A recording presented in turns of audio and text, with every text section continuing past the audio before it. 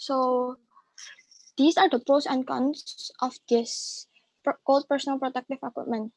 So the pros that it has a cooler inside. It can protect the user from droplets, which is the ways of how coronavirus spread, and it also have complete features. While the cons, the cooler in the inner side of the personal protective equipment might melt, and the outer layer will not be.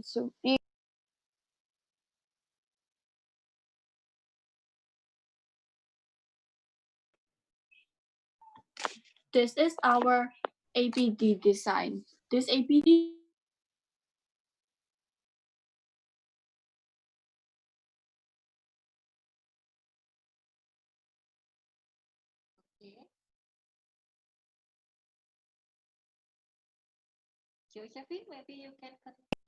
Okay, miss.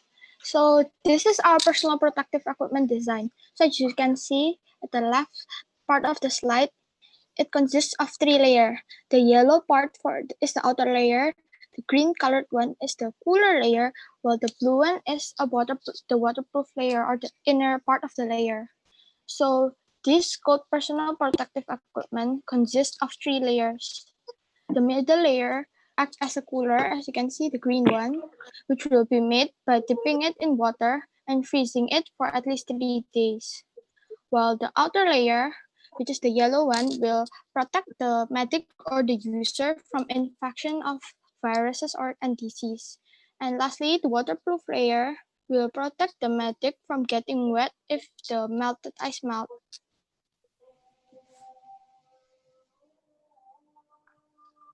How does this cold APD work? 1. This APD consists of 3 layers. Inner as the cooler, outer to protect for the users, and waterproof. The middle layer is a cooler, so the users won't get hot. This cooler will absorb the heat from the surroundings. 4. You need to dip it in water and freeze it for at least 3 days. 5. After this process, your cooler will be ready to use. 6. The outer layer will protect the users from droplets and infections.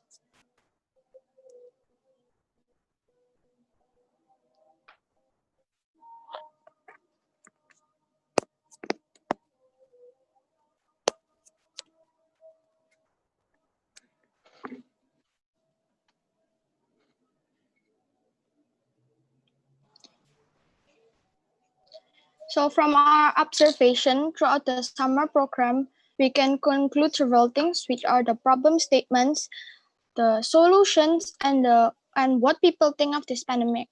So the problem statement that we find the biggest is how people in remote areas could get the vaccines, and how should we help protect the medics and also make them feel comfortable with their jobs.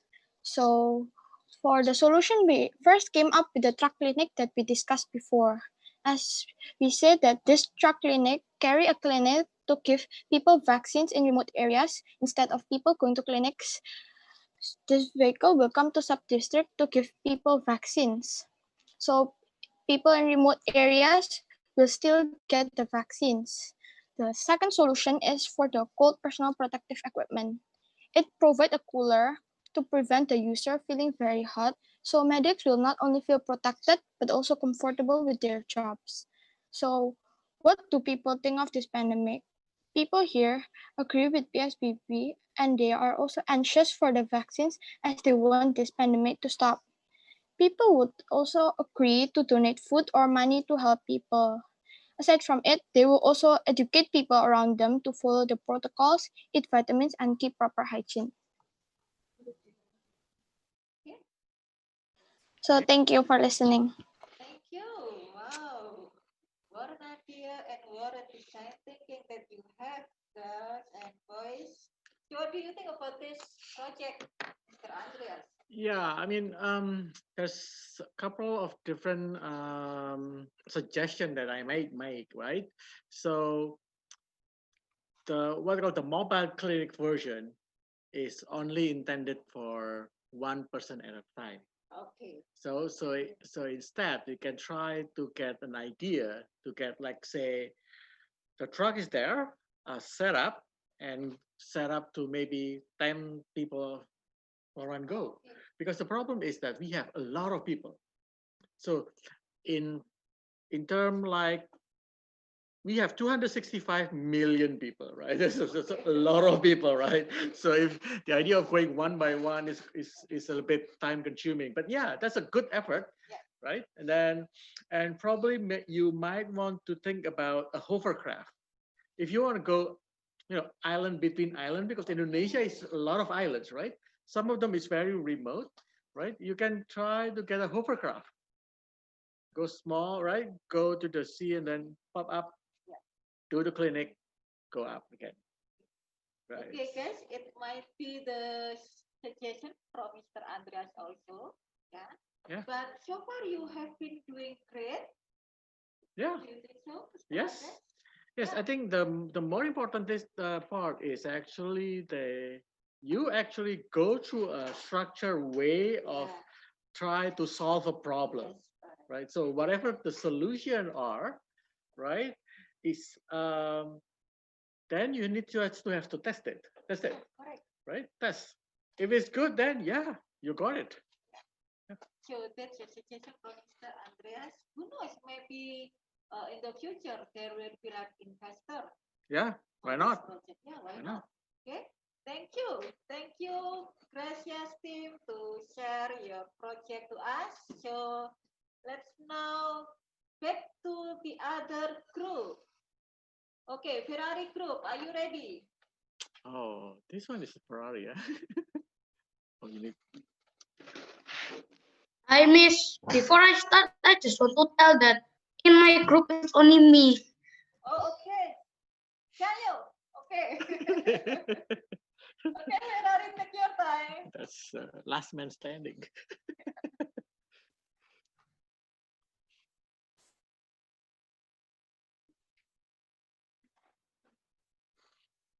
Okay, so good morning, everyone. Today I'm going to present my final project about the vaccine and the COVID-19.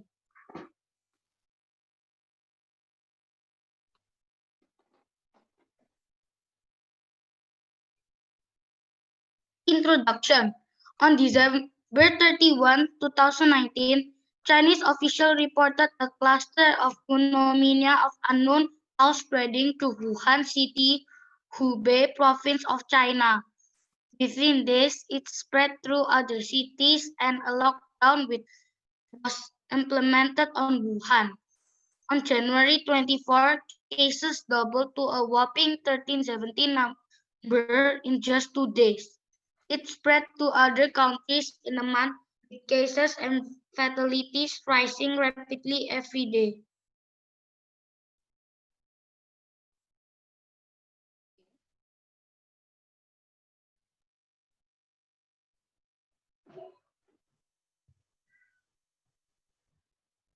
Guanan Wholesale Seafood Market was spotlight at the origin of the mysterious cluster of pneumonia.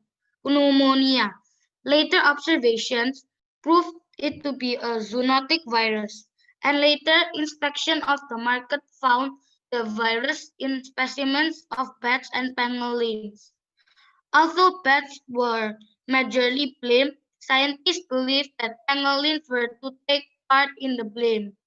They acted as reservoir hosts, and only when the virus jumps to a bat that then it can begin infecting humans.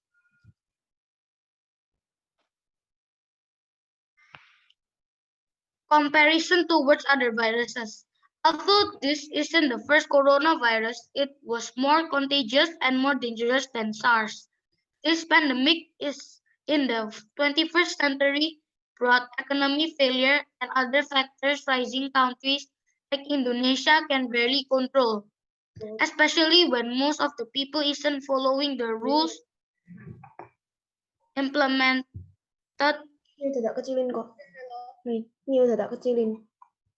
implemented by the government.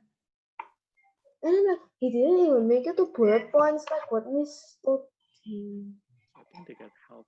Yeah. Yay! Now it's coming. Okay. Uh, Okay.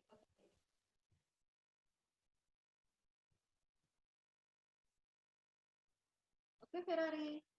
You can continue. the poorer regions in Africa, for instance, do not have the ability to immediately cope to what's happening in this world.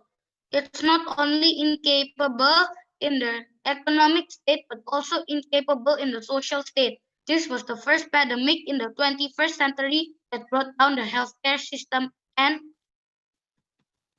economical state. COVID-19 spread mostly through droplet infection and through surface infection, although it's still unsure on how long can it stay alive in an object. For example, if someone sneezes or coughs near you, or you touch someone infected, then touch your face, you can get infected, which is why washing our hands and maintaining self hygiene is very important in these times. Three stages of coronavirus infection. Stage 1 is the phase where the virus multiplies and spreads. It takes about 14 days, which is the normal period for the quarantine for infection people. Phase 1 absorption, phase 2 entry, phase 3 replication, phase 4 assembly, phase 5 release. Stage 2 begins when our immune system is no longer strong enough to withstand the virus. Stage 3 begins when our immune system regains control again.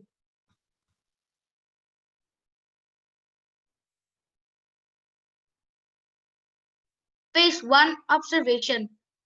Coronavirus spread through droplets of infection. We know that it stays on surfaces, solid gas or liquid, but it still remains a mystery on how long it can survive on different types of surfaces of or our body. Almost all of the people got infected because they got in contact with an infected person. It infects most of our body parts, but mostly our respiratory system, the lungs.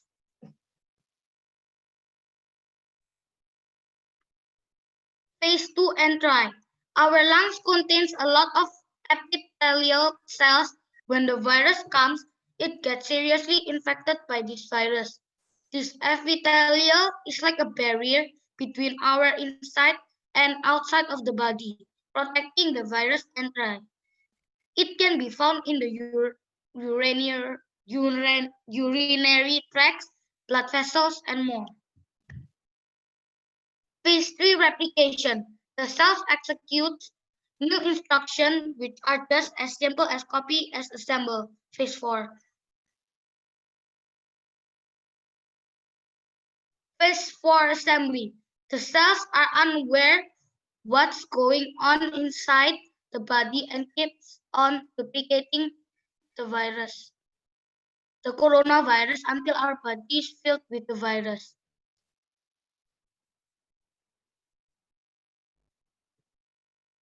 Phase 5 is release. The cells then receive out one final order, which is to self-destruct. The cell then sort of melts away, releasing new corona particles ready to attack more cells, so they self-destruct and return better and stronger. The cycle repeats itself continuously until our lungs are filled with billions of it. It does 10 days, billion of cells are infected. Although it was infected, it was not too bad yet. As the infection now progresses to stage 2, more damage begins with the immune system. Stage 2. Stage 2 begins when our immune system pours into our lungs to fight the virus. Corona infects some of the immune cells. When corona infects the immune system cell, they cause the cell to overreact, wasting our body's resources and creating more and worse damage. When our immune system overreacts, they create more havoc. Becomes so bad that they cause permanent damage that leads to lifelong disabilities such as fibrosis. Fibrosis, also known as fibrotic scarring, in the thickening of connective tissue, usually a result of injury. In most cases, stage 3, in most cases, our immune system slowly regains control. It begins killing the infected cells, intercepts viruses trying to infect new cells, and ensures that our cells are safe. When this happens, recovery begins. But this only happens in some people when their immune system is still quite strong. In the severe cases, millions of epithelial cells died. The lung's protective lining is gone. This means that our alveoli has no barrier anymore. Patients suffer from pneumonia and respiration become hard. And when ventilators are required to survive. This happens mostly to people aged 50 and above when the immune system is weak. Simple acts to flatten the curve. Since the vaccine is still not produced yet, there are still simple things we can do to prevent the bigger spreading of this infection, such as social distancing, maintaining proper hygiene, using sanitizer or washing hands, wearing masks. Unfortunately, a new issue comes up because of George Floyd death. All rules are forgotten. In the USA, there's no more social distancing, which is why USA total number of cases and deaths are still increasing rapidly. Proof can be seen from social medias, all lives matter. Unlike in China, where everybody is disciplined, the curve is flattened there.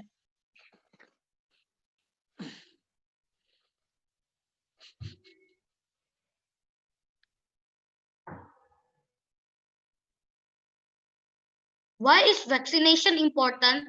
Vaccination is important to stop virus transmission and also to stop the ongoing world pandemic. It protects everyone from serious illness and complication of vaccine-preventable disease, just like COVID-19. If children are not vaccinated, they could easily get one of these diseases from a traveler or while traveling themselves. Vaccination is safe and effective. All vaccines undergo long and careful review by doctors and federal governments to make sure it's safe. What are the contents of the vaccine? Cell culture growth material like eggs to help grow the vaccine antigens. Inactivating germs killing ingredients like formaldehyde to weaken or kill viruses, bacteria, or toxin in the vaccine.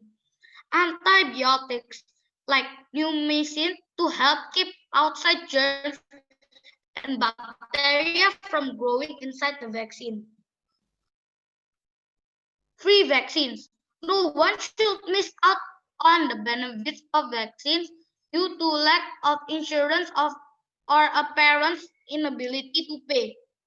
Vaccines is a federally funded nationwide program that provides free vaccine to doctors and clinics that serve low-income or uninsured children. If you in this criteria, you can get his or her vaccine from any vaccine program enrolled doctor or clinic at no cost. Materials for our balloon car. Plastic bottle, 4 plastic bottle caps, wooden skewer, 2 straws, balloon, tape, and scissors. How to make a balloon car? First, tape both pieces of the straw to one side of the bottle.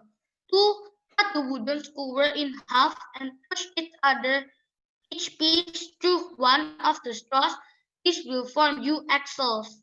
3. Have an adult help you the scissors to poke a plus-shaped hole directly in the center of each plastic bottle cap. 4. Press each bottle cap onto the ends of the wooden skewers. These will form your wheels. 5. Put your car down on a flat surface and give it a good push. Make sure the car rolls easily and pause for a bit before stopping. 6. Tape the neck of the balloon around one end of the other straw. Wrap the tape very tightly so connection is airtight.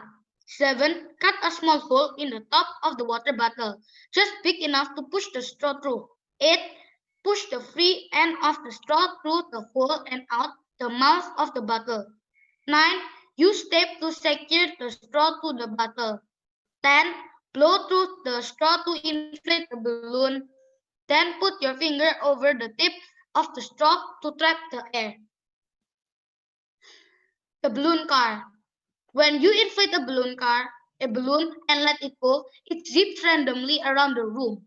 When you tape the balloon to a straw and attach it to the balloon of your car, however, you can control the direction of the escaping air.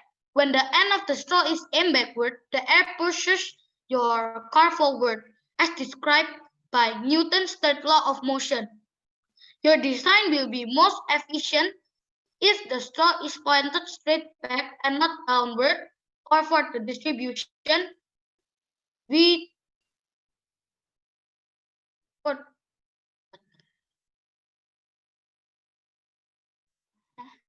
the more you inflate the balloon car, the more you inflate the balloon car, the more potential energy it stores, which it turns in converted to more kinetic energy according to the law of conservation of energy, so the car will go faster.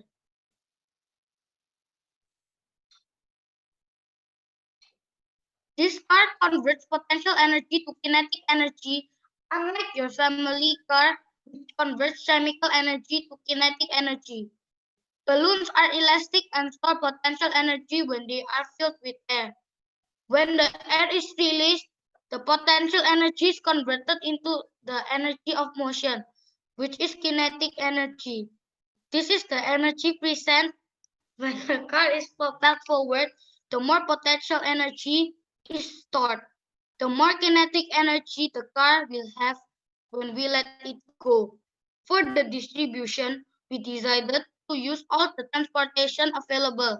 Since the transportation quantity is lacking, we decided to make the balloon car, which is controlled by the remote, controlled not by people, so this balloon car is able to deliver vaccines to people living in remote areas. Challenges in a balloon car. If the air in the balloon is not very strong, the car cannot move that fast. The car may not move that fast if the materials are different. For example, the wheel is made from plastic bottle cap. Different texture of the bottle cap affects the speed of the car. The surface on where the car glides also affects the speed of the car.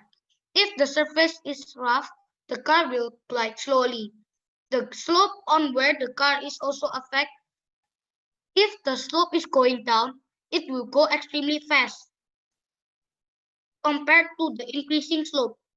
If the wheel and axle are not made properly, the car will not work. That's the challenge most people face the most. The remote control must be properly working.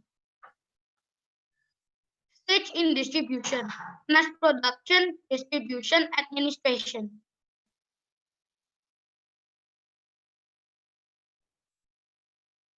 Mass production. Vaccine manufacture is one of the most challenging industries. Even the most basic production steps are required to be safe, effective, and consistent over the process. Outcomes can be varied due to the resources available in the area, the environmental condition, and unexpected problems such as terrorist bomb, etc. Distribution. Distribution has many steps. The first is packaging. Packaging means to wrap or protect the goods before it's loaded. We will then have the next step, being loading. Loading means to put the distributed material on the means of logistics. Then, when they are sent to where they are meant to be, they are unloaded and sent to the clinic and hospitals, all under very tight security, surveillance, and safety. We can use our balloon car, which can travel anywhere on land with safety, and it's controllable with the remote. And since the balloon car is small, by means it only contains the vaccine, doesn't need a person to drive. So it can go to the remote place or delivery the vaccine. Administration. Administration of the vaccine into our body is mostly done in clinics or hospitals. The vaccine are obviously with fees unless the government wants to pay for it all. But it is very unlikely of the government. Maybe we wish the government we at least supply free vaccine to the people who cannot afford this vaccine.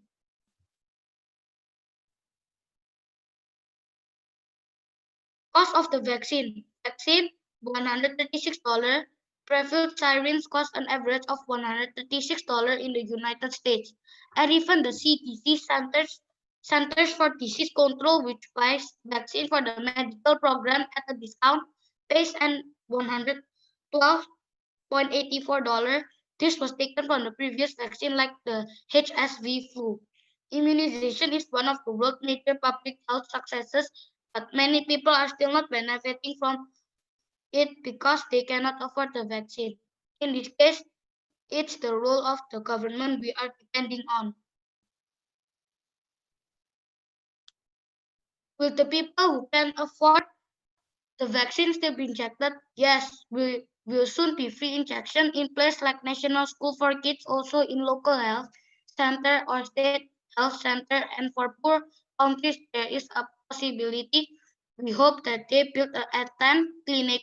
I believe our government will also do that, but maybe half a year later after the vaccine is formed. Cost of the balloon car. The balloon car should have strong material. The balloon material should be made with the best hand, as we all don't want our vaccine to be lost or broken. The balloon car with remote control will obviously be more expensive. They will cost $90 in a pack, 2 in 1, but if you only want to buy the remote, it will cost $30. The batteries on the remote control are the basic batteries we use in our life, depending on the size. The COVID bot. For a COVID bot, it costs 80,000 US dollar. Since it can do a lot of things, once you set the bot to do something, it will do it. Leave it for 5 minutes and it will be back to its full potential.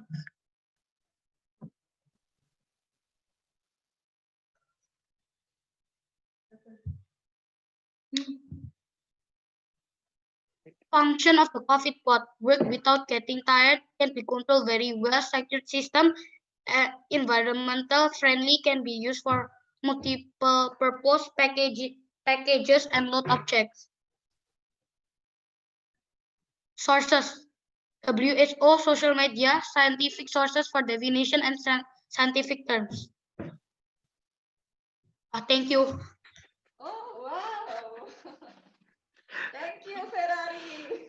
We do appreciate, yeah, we do your effort. Wow. Cool. So what do you think, Mr. Andreas? Well, there's two of them, right? So one is the balloon car, and Yeah. the other one is a COVID bot. Yeah. So I'm not sure about how the COVID bot looks like, because it looks like a robot. You can Right. control it something, right? But the balloon thing is a unique idea. I mean, we usually use a car for like use gas. We use a lot of electric now, right? But air, yeah, we Something different, yeah. something is different here. Yeah. Okay. Good job, Ferrari and team. Thank you, Ferrari. So, to wrap our conclusion about the Lira group today, Mr. Andreas, do you have a comment? Yeah, it's something like this. I understand that there's the group. Sometimes they have two objectives, Okay.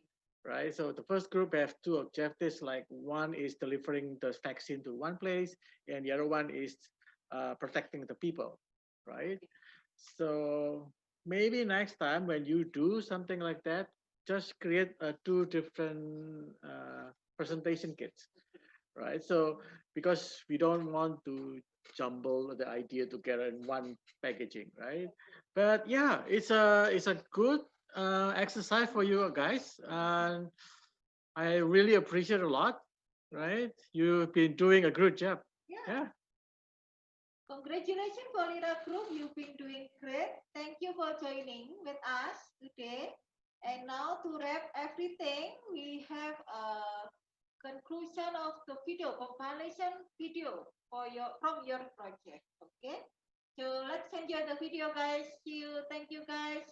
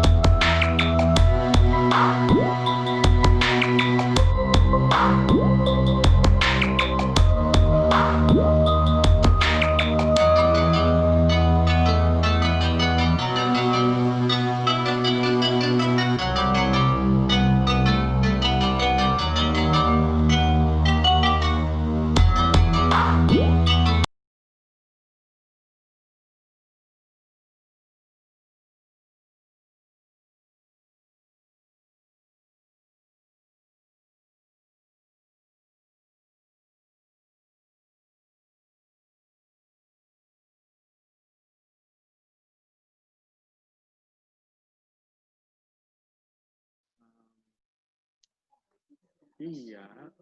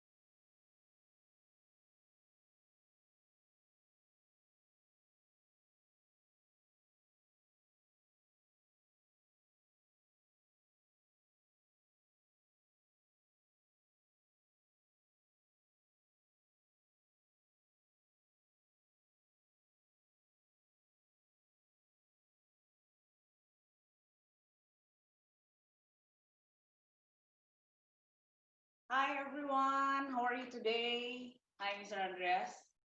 Hi. I think, yeah, it's the third time today you introduce yourselves because we Yeah. have different participants. Yay. So, welcome in the celebration of the summer program product project launching. And here with us, Mr. Andreas Destado. Maybe some of you already here with the previous session, with the Lyra session. So to add some more detail, Mr. Andreas is very active participating as a jury, yes, sir, yeah? Yes. You may share a bit about it. Yeah, I'm part of a big organization. It's a global organization that dealing with entrepreneurs. Wow. So yeah, so each country has their own what we call like cell, right? So it's a group. So Indonesia, we have one. We have several countries in Asia. They have one too. So I can tell you a bit about the one in Denmark. It's a creative business cup. It's called like that. Wow. Yes. It's annual. It's an annually event.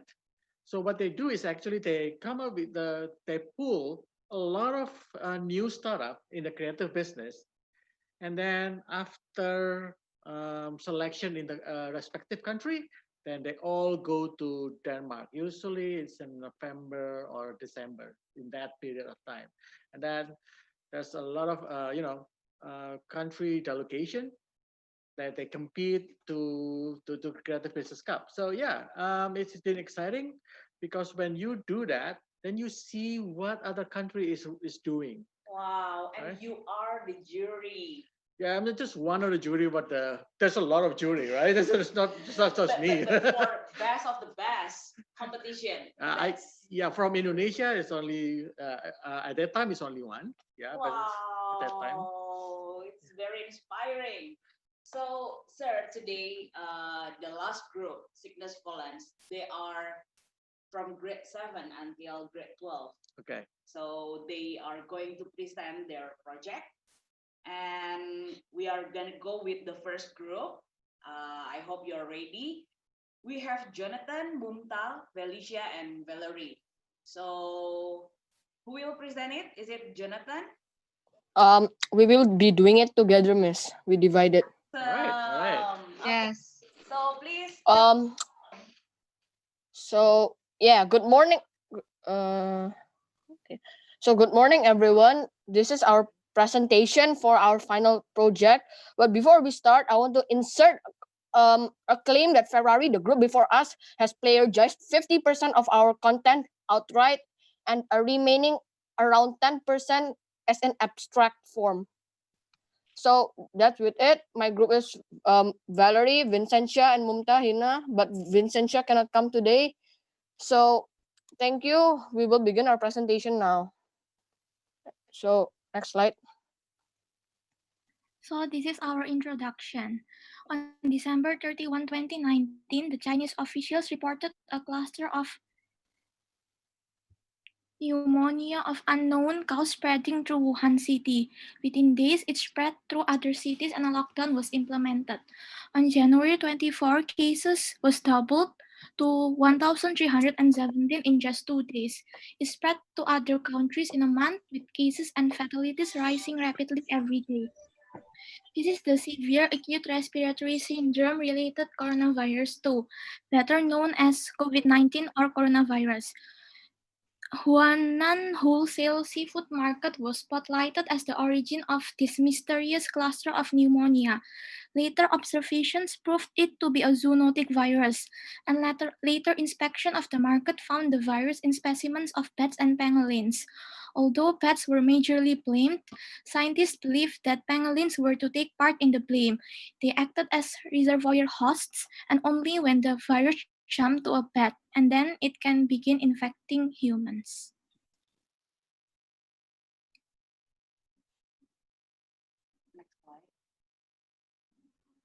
Here is an insight to our planned action. With the COVID-19 pandemic still raging on, it is important that a vaccine this virus quickly released. Developing an effective COVID-19 vaccine as a global priority to end the pandemic. Now that the development of potential vaccines for COVID-19 increased in number, it's time to start planning to invest in infrastructure and transportation used for provide on an impartial basis. It is proven to be safe and secure by the WHO. A vaccine costs more than just the price of manufacturing it. There are significant logistic parts to the price, such as the availability of the ingredients, the number of doses required, and how it needs to be stored and transported. Vaccines need to be shipped to its destination, keep it stored correctly and securely, train, supervise, and compensate volunteers, and also monitor and evaluate vaccine performance. Sometimes additional costs are needed to deliver the vaccines to remote places such as forests, which are far away from the city.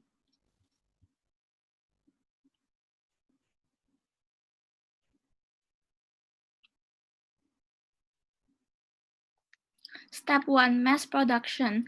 Vaccines are produced in large scales as they need to be administered to large populations of children and adults to be effective health tool to the community. Vaccine manufacture is one of the most challenging industries. Why? Because even the most basic production steps are required to be safe and secure, effective and consistent over the process. Outcomes can vary due to the nearly infinite combinations of biological variability in basic starting materials, the microorganism itself, the environmental condition of the microbial culture, the knowledge and experience of the manufacturing workers, and the steps involved in the purification process. Successful manufacturing of high-quality vaccines requires international standardization of starting materials, production and quality control testing, and the setting of high expectations for regulatory oversight of the entire manufacturing process from start to finish, all while recognizing that this field is in a constant change. Step 2. Distribution. Distribution was carried out in several steps. The first is packaging, which means to wrap or protect the goods before it's loaded. Then the next step is loading. Loading means to put the distributed material on the means of logistic. Then they are sent to where they're meant to be. They are unloaded and sent to the clinics and hospitals, all under very tight security, surveillance, and safety. And the last step is administration. Administration of the vaccine to our body was mostly done at clinics and hospitals. The vaccine hopefully would be affordable or even free for everyone. There would likely be a prioritization of administering the vaccines to healthcare workers and important politicians.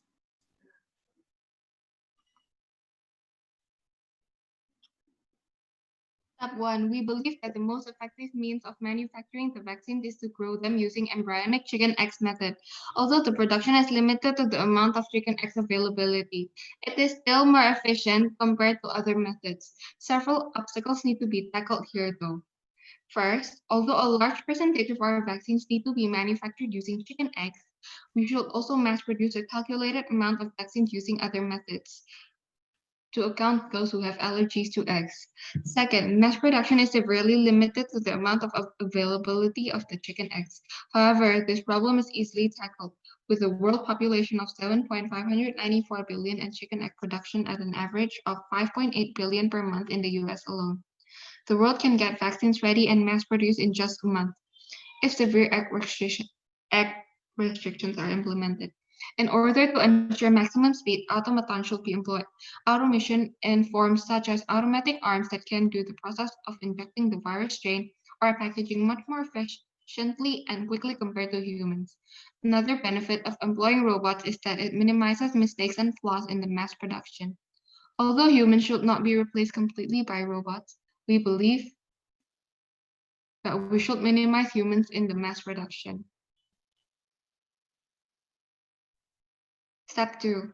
Once all of the vaccines are made, we need to deliver it in specially designed vehicles. There are things required to be prepared beforehand. Security, speed, and safety are the three important points that we must pay attention to. First is the security. We want all transportations not hijacked, robbed, or any of them. A loss of one vehicle's worth of vaccines can slow down administration. When entering cities, for example, roads can be cordoned off. On long highways, police officers can guard and the trucks can move in a convoy. When doing air delivery, military jets can patrol the skies. On boats, security can patrol the ship routinely with police boats ready to send help.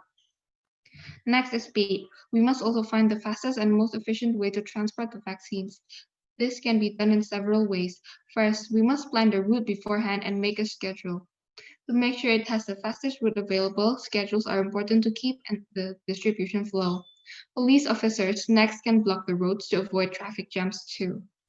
Safety. We must ensure that the vehicles are 100% safe for the distribution.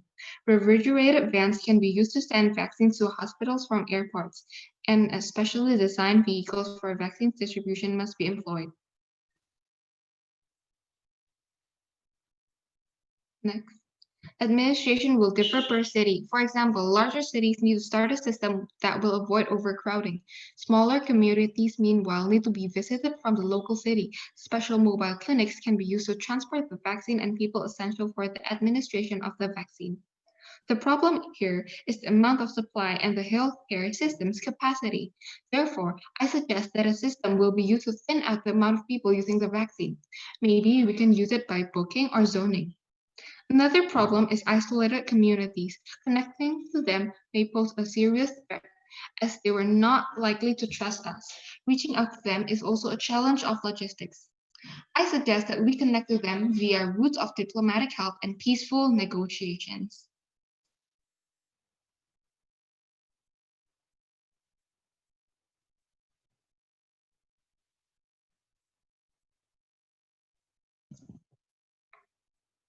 The price depends on how heavy the package will be. It also depends on how long until the package will be delivered and the kind of agency you want for the delivery. For example, the shipping from the US that weighs 15 kg and sent to Indonesia for 1 to 3 days by FedEx Economy is cheaper than the shipping from US that weighs 50 kg and sent to Indonesia for 1 to 2 days with the same agency. The amount for Indonesia, the total population for now is about 273,434,758, and it's still growing. We need more vaccine supplies than the total population. So Indonesia will need approximately 273,500,000 vaccines at least. A vaccine usually contains 0.5 milliliters. 273,500,000 multiplied by 0.5 ml is 136,750,000 ml. If it is converted into kilograms, it will be 1,306,750 kg. We want our vaccine to be delivered as quickly as possible, so we need the delivery to be fast. The maximum capacity is only 99,999 kilograms. So we subtract 135,750 by 99,999, which gives the amount of 36,751 kg. Therefore, we need a 99,999 kg and a 36,751 kg packages. Since vaccines are still under research, it is unsure where it will be produced. It will most likely be produced in the US or China.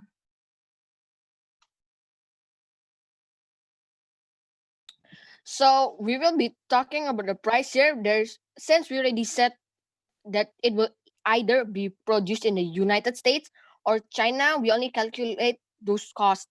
So if from the US, we need to split 135,750 kilogram worth of vaccines to two separate parcels due to weight limits. So the first 99.999 kilograms with the fastest delivery will cost 583,358.40 US dollars, which will arrive in 1 to 4 days with DHL Express. The remaining 36,751 kilograms will cost 583,358.42, which in total adds up to 1,166,716 million.80. We shall try other alternatives because this is a very big sum of money. Such as when it's 1,000 kilogram per package, there will be 136 packages plus a 750 kilogram package. 1,000 package is 132,007.95 multiplied by 136 will be 1,796 281.20. This is already more expensive than our previous one, so we'll cancel this. The best way is by using the first method. So our total shipping fee will be 1,166,716 and 0.80. Then from China it will be 3,475,612.24 dollars. So if you want to see the complete math, you can read the screen now. I'll try because I just say the final number because this is our presentation, not a not not a test. Next slide. Inbound distribution. Vaccines are usually shipped by inbound distribution. The first scenario is the current model traditional air freight or transport of freight by airplanes from the manufacturer directly to a country's central vaccine store or warehouse. The second scenario uses an RDC, regional distribution center. RDC air freight, which assumes transport by air freight from the manufacturer to the RDC. The shipping rate represents the cost to move the defined freight volume, weight, value, legal document, fees, fuel, security, and total loss insurance, which normally is $0.65 per $100 shipment value from the warehouse in the city of origin to the destination airport. Fuel cost increase per year is assumed to be 0.6%, and the frequency of inbound shipment per year for all distribution is assumed to be quarterly. Handling fee. Inbound shipments are subject to handling fee based on the value of the merchandise. In this case, vaccines shipped. This fee is imposed to provide clear oversight of the freight. For the purpose of this exercise, should another entity take over the coordination and management of the freight, such as in the case of middle-income countries procuring directly from the manufacturer, handling fees are assumed to be identical to those of UNICEF. If ABC Medical were to take over management of the inbound transport, the UNICEF handling fee of 11% to 13% of the value of the goods shipped will also be applied, as ABC Medical will continue to have UNICEF oversee the inbound shipment. Total handling cost per shipment is calculated by multiplying the value of the vaccine transported by the specific handling fees. So the full economic cost per dose of delivering vaccination schedules containing 6 to 7 antigens range from $1 million to $60 million. So yeah, here's a table for commodity LDC, non-LDC vaccine EPI. For the vaccine EPI, if it's were to be LDC, it will be 4%. For the LDCs, 4.5%. For the new vaccines in the RDG air freight model, the RDC receives vaccine directly from the manufacturer's warehouse and picks, packs, and distributes vaccine to the country of destination. So that's it from our group. That's our project. That's our final result. Thank you for listening. Okay, thank you. Thank you. Velicia is not here, but thank you, Velicia and Valerie. So before we hear the feedback, we will go to the next group, which is the second group, consists of Aaron, Beatrice, Evelyn, and Jason. And I'd like to remind us all that if it is possible, please keep it 5 minutes or at least, up to 7 minutes. You can simply explain the main of the explanation of each slide. Yeah, concept will be fine. Yeah, the main concept. Okay, so are you ready, Aaron, Beatrice, Jason, Evelyn? Who's going to present? Is it Beatrice? Yes, please. Okay, please, Beatrice, you may have your time.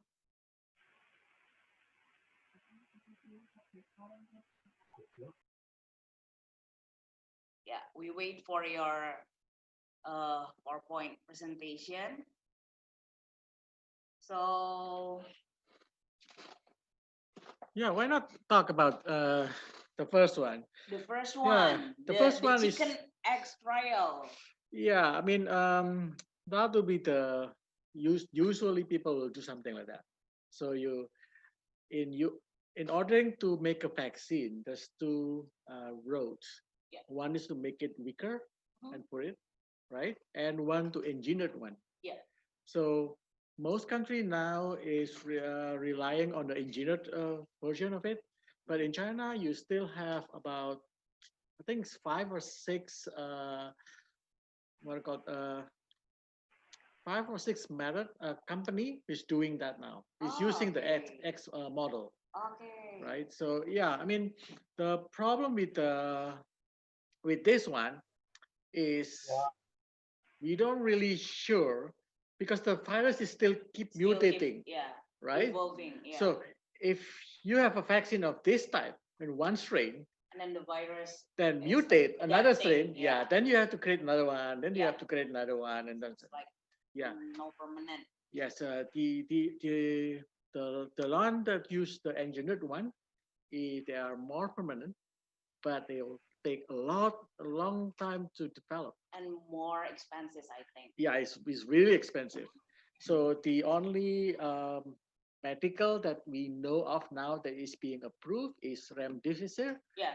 Yeah, it's cost about in US about 2,400 per what called per one type of delivery. Yeah. So it's pretty expensive.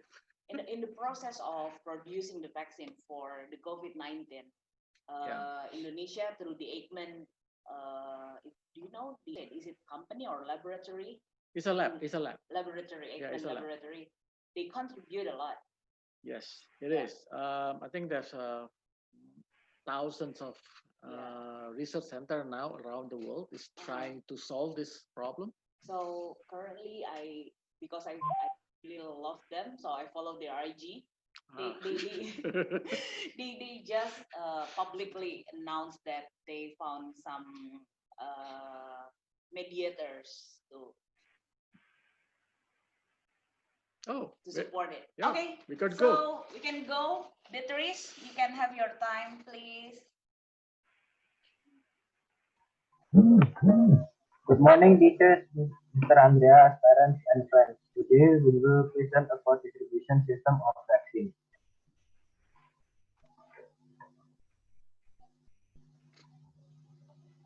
What is meant by distribution? Distribution is the activity of delivering a product, be it goods or services, from producers to consumers so that the product is widespread, or a marketing activity that aims to facilitate the process of delivering products from procedures to consumers. What's the meaning of by system of distribution? Distribution system can be defined as the sequential flow of procedures, systems, and activities which are designed and linked to facilitate and monitor the movement of goods and services from the source to the consumers.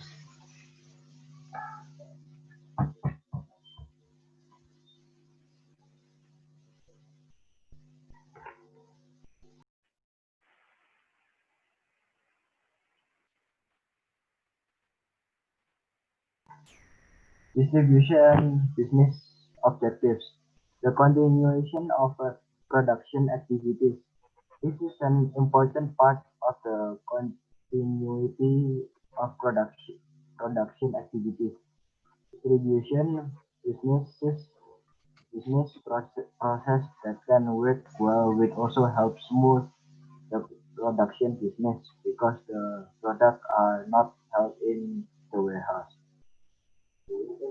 Achieving equitable production. Still related to production, the distribution business will also affect the distribution of production. This is possible because with distribution of products become more directed to strategic areas.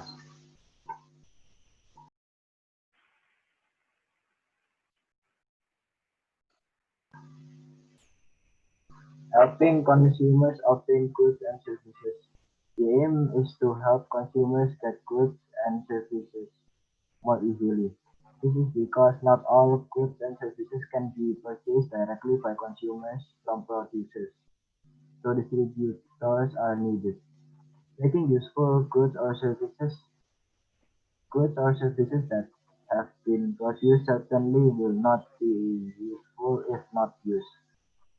Therefore, distribution becomes important so that the goods or services can reach consumers and benefit them.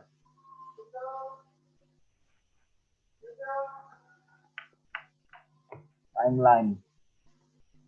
For example, our work is from Friday until Thursday, which is from 15 June 2020 to 21 June.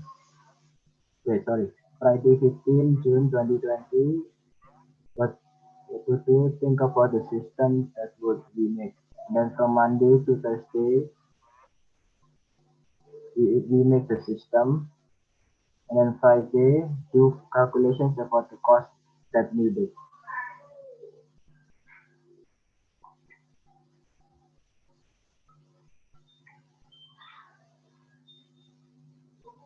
Name of the product. Chadox 1 and COV 19. Material of the product. Chadox 1 is a weakened version of a common cold virus, adenovirus, that causes infections in chimpanzees.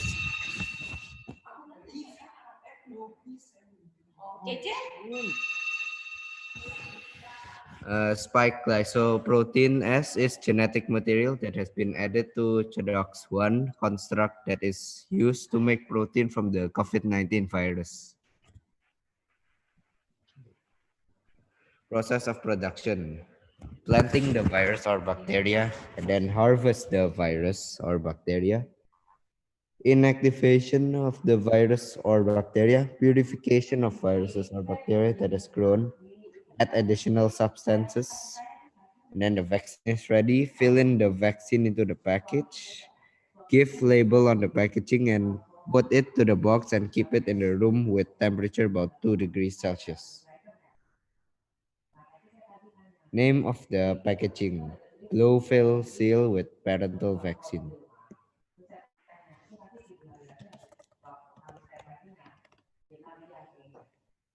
Why we use this packaging? It can reduce the risk of contamination and batch loss.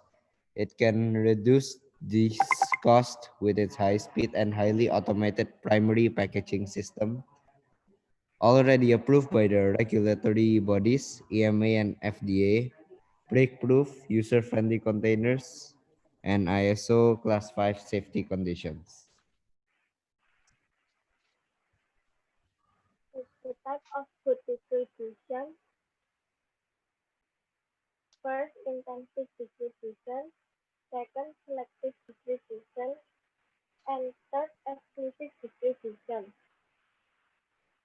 We choose to use exclusive distribution because the vaccine cannot be sold freely. It can be sold only to hospital and clinics. If we sell it freely, the people can abuse it. It's more dangerous if the person who sells the vaccine doesn't know the use of the vaccine, then they use the wrong vaccine. This incident can harm the other people.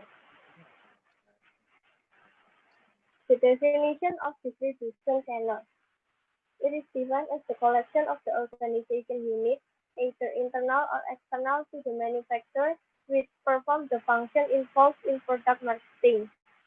Any organizational unit that performs one or more of the marketing functions is a member of the channel distribution.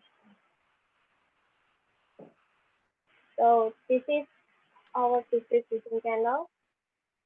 The first one is used in the own country. The wholesale seller over here is acts as the hospital, while the retailer is the clinic. And the second one, there's an agent. Agent is the person who takes care of the parent permit so the product can arrive to the wholesaler without any obstacle. By using this distribution channel, people around the world can get the vaccine.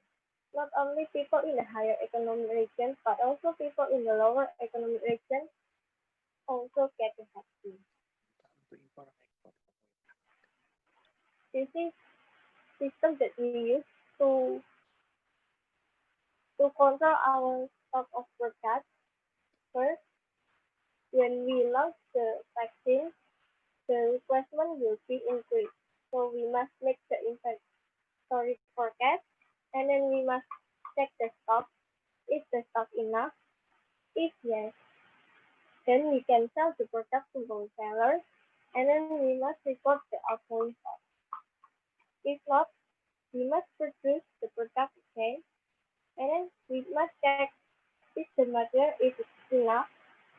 If no, we must buy the material to the supplier. Then if yes, we can start the production. After production, we can put the vaccine in the packaging and we put on the product. The last is we put the vaccine in the room with the temperature above 2 degrees Celsius and record the incoming stock. In this system, we use FIFO method, first in, first out. This method assumes that all this product in a factory has been sold first, so the first stock of the product will not be finished. And this is our calculation for the production. The electricity cost for the machine is 10,552,400. The electricity cost for the lamp is 316,872, and the electricity cost for the vaccine cooler 675,984. The cost of the packaging for the vaccine is 7,500,000,000. And for the distribution, we use truck and stick. The cost of the distribution using truck is 270 million, and because we use cooler containers to keep the vaccine, so it will not damage. The cost of the distribution using ships is 210 million. Thank you for listening and attention. Thank you so much, Group 2. Thank you, Aaron, Beatrice, Jason. I don't see Evelyn here, but thank you, Evelyn, as well. So, sir, listening to the cost, any comments? Okay. In the likely of what happening in Indonesia, the brunt of distribution is probably taken off by either a government or a pharmaceutical company. Okay. Right. So when you are talking about distribution system, so it might be good to learn about the government distribution system. Yeah, because the system will allow the product to be delivered quickly to the clinics. Okay. Right. It's not going to be direct to customer. It's going to be in the clinic because the clinic has their own SOP and stuff like that. So there are so many other factors. Yeah. So basically, what the kids learn is actually is a distribution system. Okay. Right? You get from where, deliver to where, and then you calculate the cost of it, right? But in Indonesia, it likely will be taken over by the government. Okay. So the government will just like, okay, I will fly an aircraft, go to the country of manufacturing, and bring it back. Probably. Right. Simple as that. Yeah, it's as simple as that. But but this is a good exercise, right? So they now understand that how is the good is being moved through from the country of origin to the producer all the way to the customer. Yeah, correct. Yeah, that's the main goal, right? Yeah, So that's yeah, the main goal. yeah, that's a good job. Yeah. Yeah. They are using the design thinking model, sir. Yeah. So they start with empathizing, ideating, prototyping, testing, and today they are make it go public. All right. And yeah, while we are waiting, preparing for the next group, which is group 3, Oh, yeah. we have Angie, Brian, Joelyn, Matthew, and Wason. Yeah. Okay. Are we good to go? Okay. So please, Angie, Brian, Joelyn, Matthew, and Wason, please present your project. Okay, good morning, teachers and friends. Morning, Angie. Morning. So today we will be talking about the systems on how to distribute the vaccines. My group consists of myself, Brian, Matthew, Joylyn, and Waishin.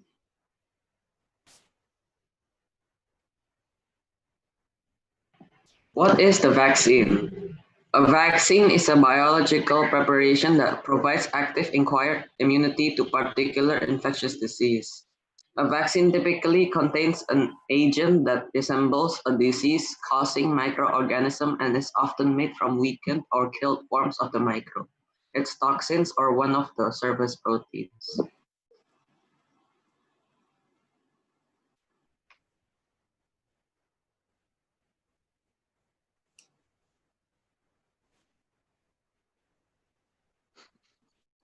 Brian? Oh, okay, Brian is not here. Okay, I'll just take over.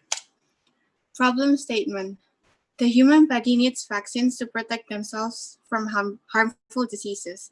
So in this project, we are going to find out the most efficient way to distribute vaccines all over the world.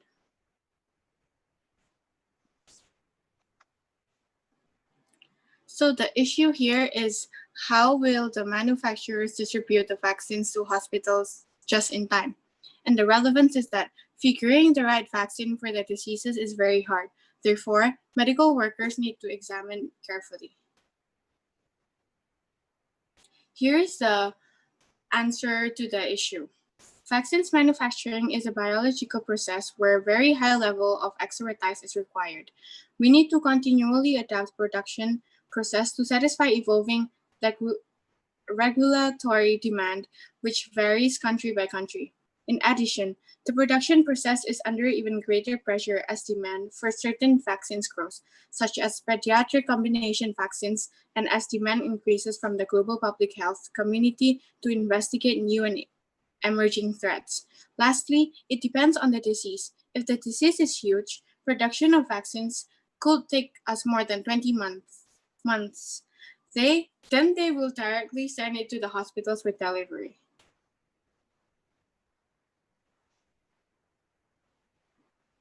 Systems of distribution. What are the options of distribution channels? Wholesalers or retailers, distribution, and internet.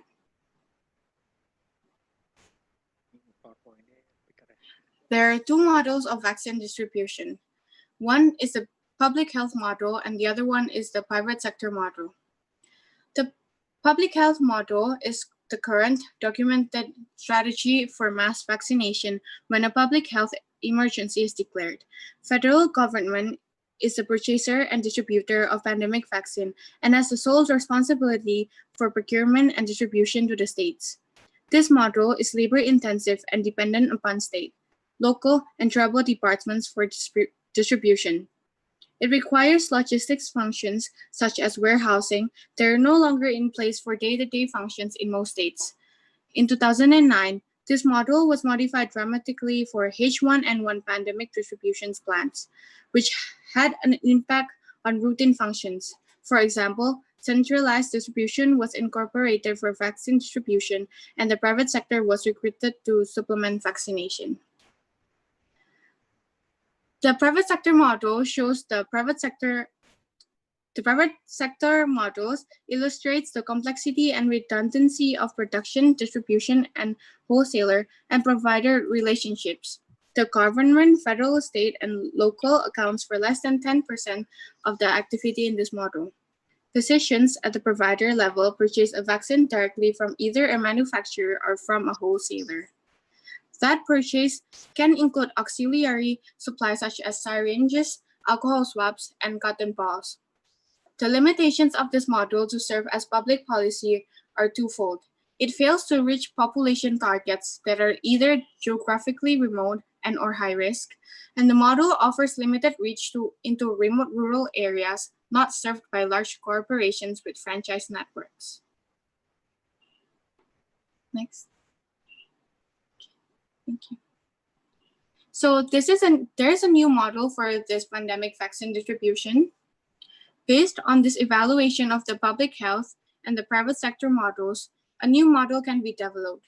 It is a public-private partnership that builds upon current private sector relationships by incorporating the distribution component for pandemic events where vaccination is a mitigation strategy.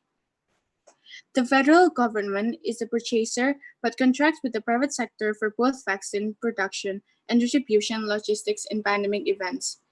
The federal government, in concert with state and local departments of health, collaborates with recruits and registers the provider networks in advance of a public health emergency. Centralized distribution is critical in this model because it replaces the labor-intensive distribution functions inherent in the public health model that due to attrition is either diminished or no longer operational. Central distribution includes a warehousing function where product is received, an inventory and data system, and a shipping and transport function. The new hybrid model integrates the public health systems and its emphasis on target populations with a broad net cast by the private sector to maximize the vaccine distribution. This policy strategy ensures the emergency distribution of vaccine by maximizing geographical reach and using a full range of venues for vaccine administration in a given community. It also follows the policy that practice of emergency management for preparedness, response, and recovery, and reflects National Incident Management System's guidance. Next.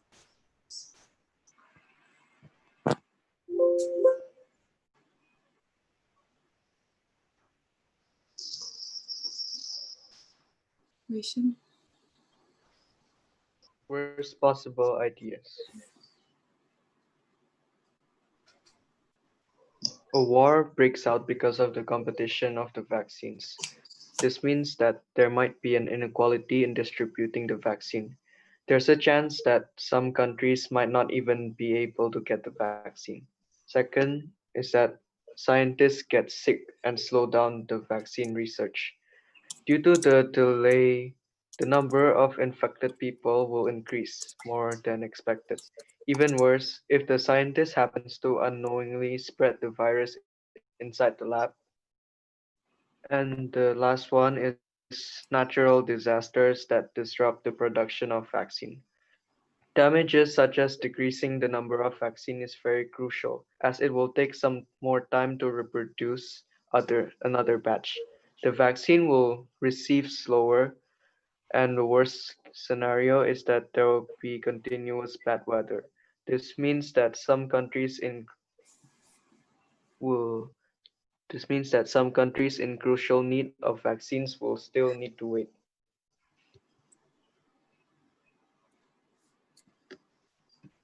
Solutions to spread vaccines.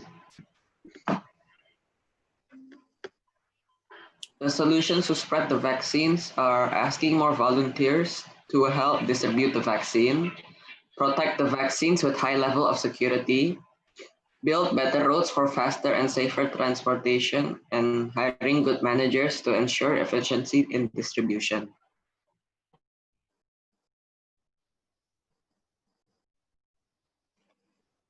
Next is the cost for running this system. The rationale for introducing a vaccine into government-funded national immunization services should firstly be based on whether the disease did a huge effect on many people and the overall cost of introducing the vaccine vaccine should be accessed.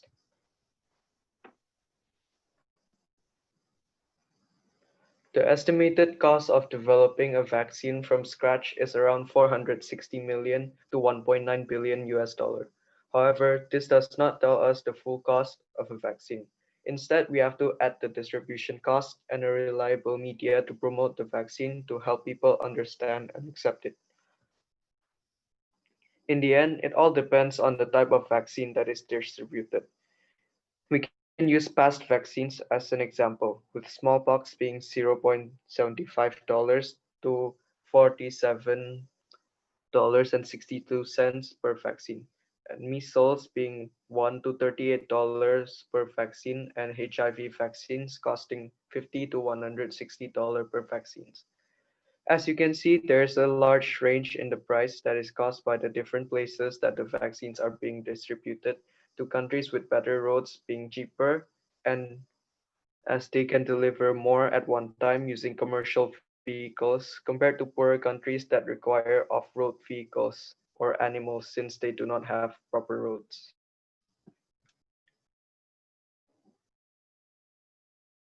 So the summary of this is that distribution and supply is dependent on licensure of vaccines in particular national markets. Vaccines can be licensed directly in those countries that have highly developed regulatory authorities, while other countries rely on licensure in the country of manufacture, followed by review and approval by the final country of use. In all cases, licensing includes approval of the manufacturing process and the facilities, and some countries also require inspections. Procurement of vaccines by United Nations agencies require that the product has WHO pre-qualification.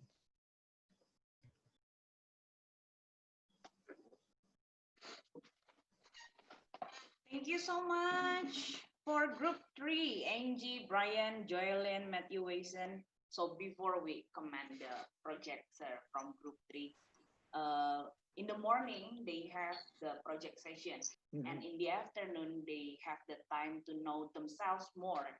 We call it the Mindful Me Diary session. Okay. So I would like to hear Angie. Angie, will you please sharing how do you feel about the Mindful Me Diary session?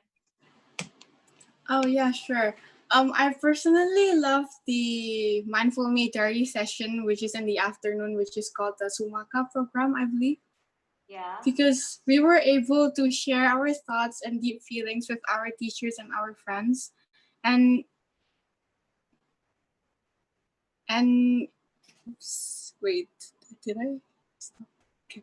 And it I think it allows us to like bond together more with the teacher and to build up like closer relationships. So I think it's a good thing. Is it good to know yourself more? Is it helping for you to know yourself more, the Mindful Me Diary, Angie? Yeah. Thank you. Thank you, Miss. So, sir, any feedback? Is there? Yeah, it's actually, I love the slides. So it's easy to read and the focus is only on one particular type. Right? So you say, okay, I'm costing and this is the topics, right? Yeah. So yeah, in this model, the group is, they're talking about a different system. Like both is a combination between the private sector and the government system, right? So in Indonesia, it's likely more on the government side, but this is a good concept. So it means that the government is going to do a central version of it, and then the private sector is going to distribute it. Okay. So yeah, it's like a mixture of a distribution system. So playing with each rank. Yeah. Yeah, it's well done. Yay! Thank you, sir. So, are we ready for group 4? Yeah. Please, Andrea, Charlene, Faldo, and Kathleen, who will present. I believe Faldo will be in charge for this. Faldo? Miss? Yes, Faldo. Andrea and Charlene, I think already quit the program. So it's yeah, only so it's me and Kathleen. okay.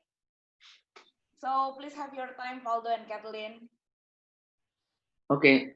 Good afternoon, everybody. I hope you're having a great day so far. So today, me and Kathleen will present our project that we have made in the past few weeks. Oh wait, shall I start my video too? Uh, if you are willing, yeah, it's okay. Okay.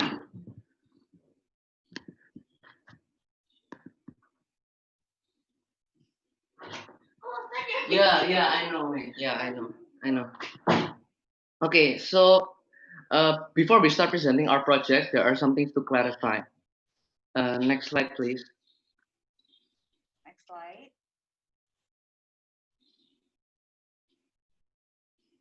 So here are some things that we need to take notice first. First, all the data are taken from the resource that will be later shared. Second, all the data presented are taken from 2017 to 2020 to stay relevant. And third, this is only theoretical. The outcome may be different from the reality. So we're just estimating what will happen if this system is implemented. And fourth, we didn't consider the pandemic because expenditures of country has exploded, causing countries to not have any budget to implement this project. So this project is if the pandemic didn't happen yet. Okay, next. Good to know. So the topic of our project is to implement UBI into the Singapore system. In this project, we will discuss what is UBI, the pros and the cons, the result of the experiment that has been done by Finland, and why Singapore needs UBI. And also, the most important, what is the cost? So let's start first with what is UBI. So UBI is universal basic income, which is a government guaranteed payment that each citizen receives. It is also called a citizen income, guaranteed minimum income, or basic income. The intention behind the payment is to provide enough cover to cover the basic cost of living and provide financial security. The concept is also seen as a way to offset job losses caused by technology, causing the gap between the rich and the poor to not expand any further. So, what are the countries that have tested this UBI? So, Alaska has had a guaranteed income program since 1982, where the Alaska Permanent Fund pays each resident an average of $1,606 in 2019. Other countries such as Canada have also experimented with this, where Canada experiment for 3 years of giving 4,000 Ontario residents living in poverty $7,000 a year, or to $24,000 for couples. The government expects it will cost about $50 million annually. In Kenya in 2011, Give Directly Inc. also began distributing cash to poor households in Kenya via mobile phones. Scotland committed £250,000 to four piloted areas research into a program that pays each citizen for life. Retirees will receive £150, working adults will get £100, and children under 16 will be paid £50 a week. Next.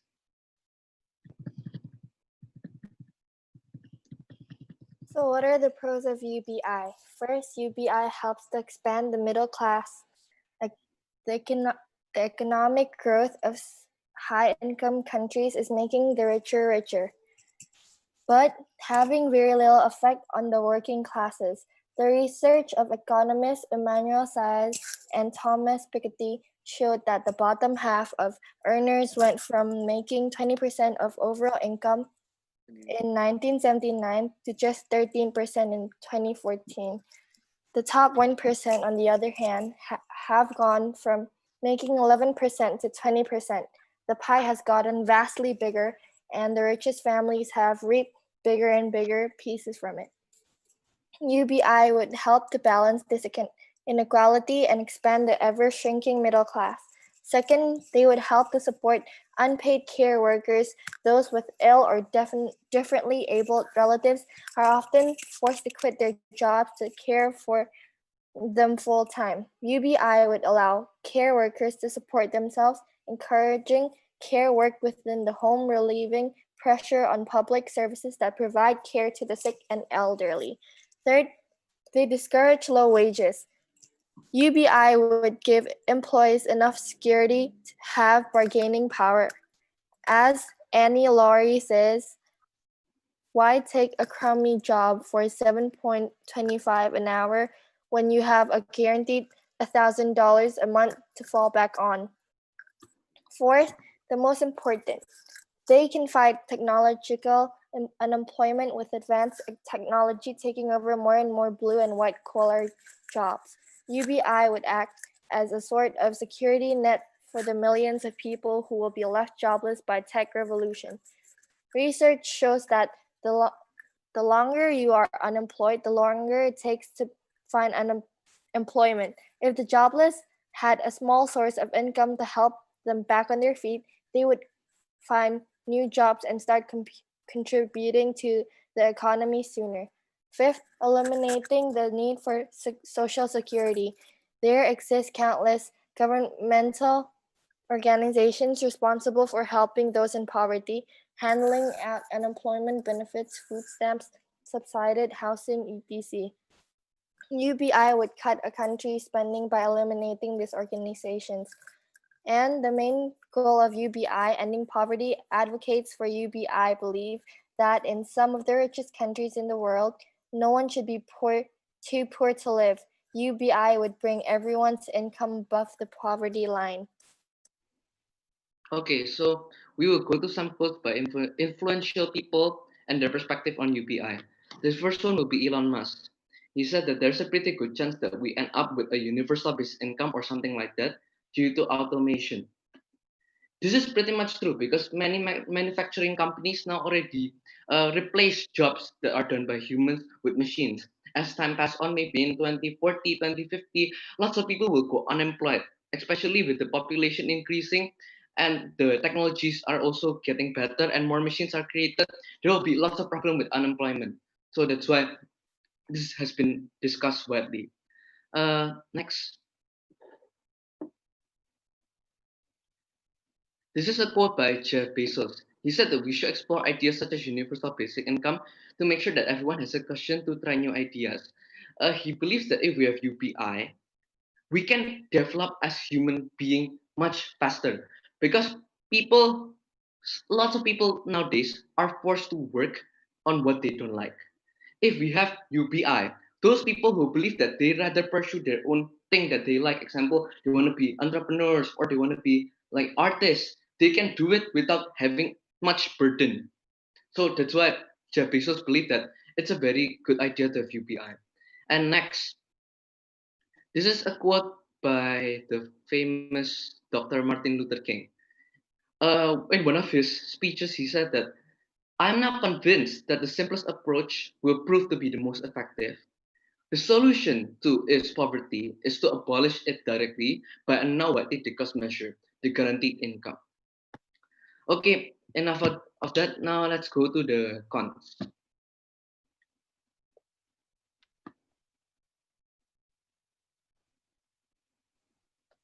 Cons of UBI.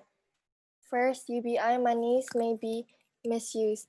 As there is no restriction on the usage of the UBI monies, people may misuse the money and spend on essential items or temptation goods, for example, alcohol or cigarettes. UBI may also be wielded by politicians as political tools to win votes and become a way to buy votes without regard for possible negative consequences down the road. Second, UBI can be a financial burden to the state. UBI can be costly. The money must come from somewhere if our GST may increase in the future just to fund our forecasted social spending without UBI in the equation. Do we have enough government revenues to fund UBI? Third, motivation to work. The biggest concern is that UBI would incite millions of workers to stop working. If people aren't working, there's less taxable income.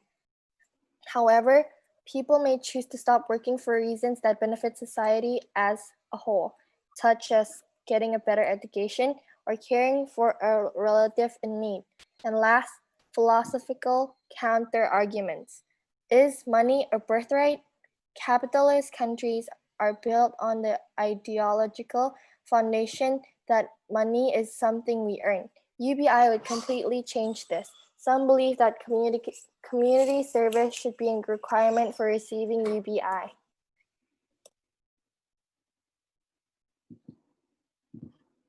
So we don't really have any, like, how do you say it? Yeah, any experiment that have shown, have proven, no, have given good results. So because they're either cancelled or they're still in progress. The only experiment that is completed and have results in evidence is the case study in Finland. So we're gonna use that for our estimation. In Finland's 2-year scheme, which ran from 2017 to 2018, they paid 2,000 randomly selected unemployment people across the country with a regular income of 560 euros or 490 pounds, with no obligation to seek a job and no reduction in their payment if they accepted one. So the researchers conducted an 81 in-depth interviews with participants in the scheme to get answers to the questions on how UBI have impacted their lives. So first, in the financial well-being, the researchers noted that a more positive effect on employment, and particularly in certain categories, such as families with children, adding that participants also tended to score better on other measures of well-being, including greater feelings of autonomy, financial security, and confidence in the future. Next.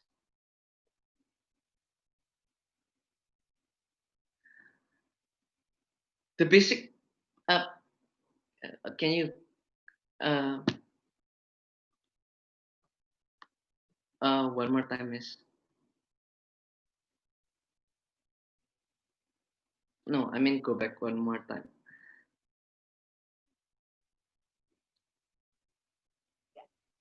Yeah, okay. So the basic income recipients were more satisfied with their lives and experienced less mental strain than the control group. So people with the UBI have been proven to have lesser stress than people that in the control group with that doesn't get any UBI. Next. They also concluded while there was significant diversity in experience, they were generally more satisfied with their lives and experienced less mental strain, depression, sadness, and loneliness than the control group. Outside of these three things, the scheme also gave participants the possibility to try and live their dreams. Freelancers and artists, as well as entrepreneurs, had more positive views on the effect of basic income, which some felt has created opportunities for them to start business. It also encouraged some participants to get more involved in society by undertaking voluntary work where they get no money from.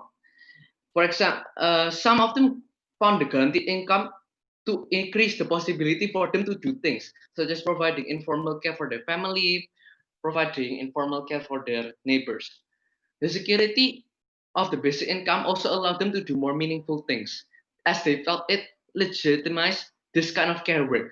Many people who perform such as unpaid activities, such as maybe community service and stuff like that, believe that that is their work. Well, basic income can't solve all our health problems and all our societal problems. There is certainly a discussion to be had, and it could be part of the solution in times of economic hardship.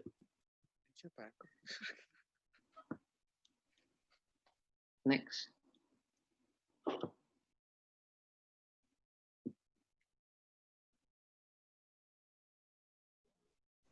UBI in Singapore. There are many reasons on why Singapore needs UBI and why is it possible to apply it. First off, Job Happiness Index in Singapore shows that 45% of Singaporeans are not happy with their work in 2017.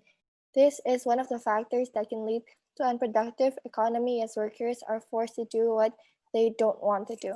With UBI, Singaporeans will be more encouraged to freelance, become artists, and other things. They can be more productive on, as long as the UBI is not too high. Another problem is that Singapore's population is getting older and older. In fact, by 2035, 32% of Singaporeans will be aged 65 and above. while the median age was also expected to rise 53.4 in 2050, with only 26% of Singaporeans have prepared for it. As Singapore only spends 10.53% of its GDP each year, this is a good opportunity to add UBI in the coming future. So now we'll go to the cost. Next.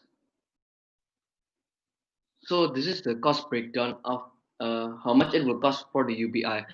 So this is actually revised. So okay, so um, there are about 3.16 people per household in Singapore, which means there are every two parents there is one child. If each two parents get $700, it means that each household will get $14,000. That's why it's there. And then we're gonna cut it with the tax level for every income in Singapore. That's why we split 20 percentile, 40 percentile, 60, 80, and 100. So in the 20 percentile, um, we from the household income we add the UBI, and then we cut it with the GST and the tax that is in there with. So the results are these numbers. Let me revise. The 751,867 is divided by 2. I was not able to revise this presentation because I submitted today morning and I just found it out this afternoon. So the total cost will be cut to only $27 billion. Next.